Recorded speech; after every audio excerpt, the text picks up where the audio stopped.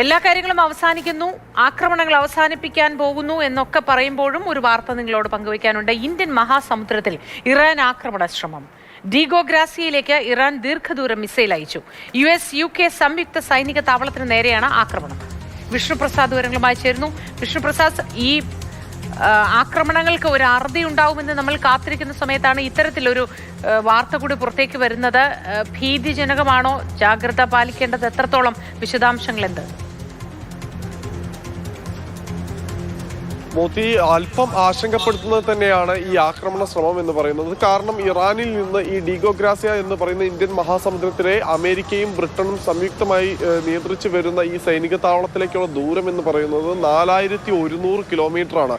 നേരത്തെ ഇറാന്റെ കൈവശമുണ്ട് എന്ന് കരുതപ്പെട്ടിരുന്ന ദീർഘദൂര മിസൈലിൽ പരമാവധി പരിധിയായി കണക്കുകൂട്ടിയിരുന്നത് 3000 കിലോമീറ്റർ ആണ് എങ്കിൽ ഇപ്പോൾ അതിനേക്കാൾ ഏറെ ദൂരം വരെ സഞ്ചരിക്കാൻ കഴിയുന്ന മിസൈലുകൾ ഇറാന്റെ കൈവശമുണ്ട് എന്ന് വെളിപ്പെടുത്തുന്നതാണ് ഇപ്പോൾ നടന്ന ആക്രമണം.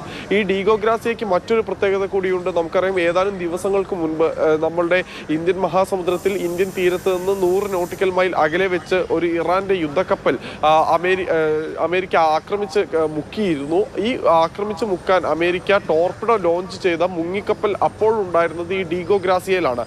ഈ ഡീഗോഗ്രാസിയയിലേക്കാണ് ഇപ്പോൾ ആക്രമണ ശ്രമം നടന്നിട്ടുള്ളത്. നമുക്കറിയാം, രണ്ടാം തവണയാണ് ഇന്ത്യൻ മഹാസമുദ്രത്തിൽ ഇറാൻ അമേരിക്ക യുദ്ധത്തിന്റെ അലയൊലി ഉണ്ടാകുന്നത്. ഇത്തവണ പക്ഷേ 2 ദീർഘദൂര ബാലിസ്റ്റിക് മിസൈലുകളാണ് അയച്ചിട്ടുണ്ടായിരുന്നത്. രണ്ടും SM-30 എന്ന് പറയുന്ന പ്രതിരോധ സംവിധാനം ഉപയോഗിച്ച് തകർത്തതായി അമേരിക്ക തന്നെ വ്യക്തമാക്കിയിട്ടുണ്ട്. ഇതിന്റെ യാതൊരു ഇമ്പാക്റ്റും ഡീഗോഗ്രാസിയയിൽ ഉണ്ടായിട്ടില്ല. പക്ഷേ ഡീഗോഗ്രാസിയ വരെ നീളുന്ന ഇറാന്റെ ആക്രമണ ശ്രമങ്ങൾ, അത്രയും ദൂരം വരെ സഞ്ചരിക്കാവുന്ന മിസൈലുകൾ ഇറാന്റെ കൈവശമുള്ളത് മറ്റു രാജ്യങ്ങൾക്കും ഒരു ആശങ്ക സൃഷ്ടിക്കുന്ന നടപടിയാണ്.